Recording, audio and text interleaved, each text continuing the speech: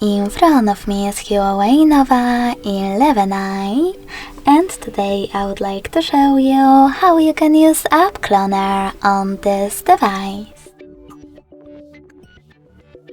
You need to begin by opening Devices Settings.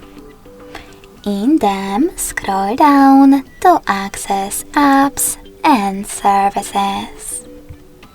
Sorry, misclick. Now click on App Twin over here and click on the switcher next to one of your available apps that you wish to clone. In my case, WhatsApp. Now, after a couple of seconds, when I go back, I can see that WhatsApp app was successfully cloned.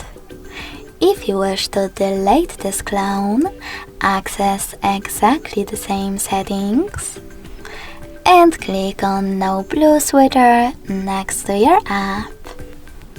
Lastly, tap on Close in the pop-up.